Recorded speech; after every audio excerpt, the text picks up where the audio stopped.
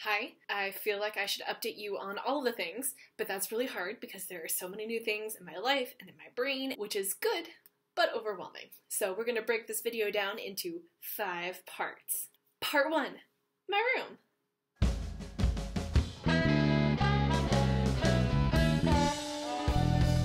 It's not the biggest space that I've had in my life, but it's homey.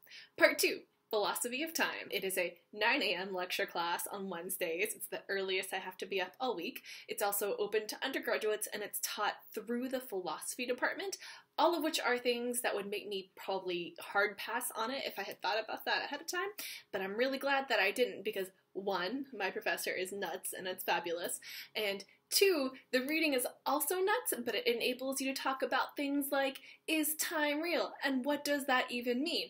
Or are the past and the future actually real? Or is free will a complete illusion? Or time travel? So I'll probably make a couple videos eventually based around it because there's just so many things, but until I do that, I want to leave you with a thought that comes out of Aristotle's problem of the sea fight tomorrow, link in the description. If we say that something is true tomorrow, did we cause that thing to be true tomorrow? By saying something is true, do we actually change the future? The answer is no. We don't change the future just by saying things. That's absurd. But why is it absurd? That's the question.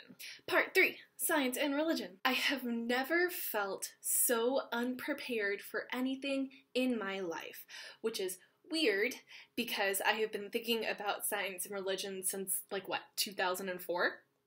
But there's a big difference between deciding that the Big Bang is how God created the universe and breaking down and criticizing rational arguments for the existence of God. It's not something you can just understand in an afternoon of studying. And then you throw quantum mechanics into it and we're all just basically screwed and nothing makes any sense anymore and it was silly to pretend that it ever did in the first place. I know that once I have all of the scaffolding in place, I'll be able to go down a lot of exciting roads and talk about whether robots could have souls or what the multiverse theory has to say about free will. And I can do all that after I've brushed up on my philosophy and my theology and my quantum cosmology.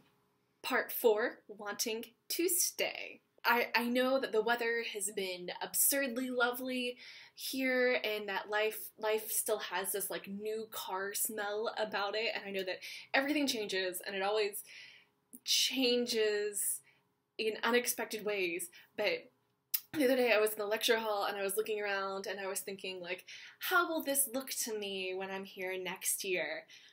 And I had to stop and realize that I want to be here next year. And that's not a thought that I frequently have, which is frightening and wonderful at the same time. Part 5, Arthur's Seat. There is a large extinct volcano nearby, and I went on a climb of it the other day, and I made a whole other video about it, which I will link to, but I wanted to show you some of the best clips from that. So that'll be what happens after this. So I hope you enjoy that, and I will see you next week.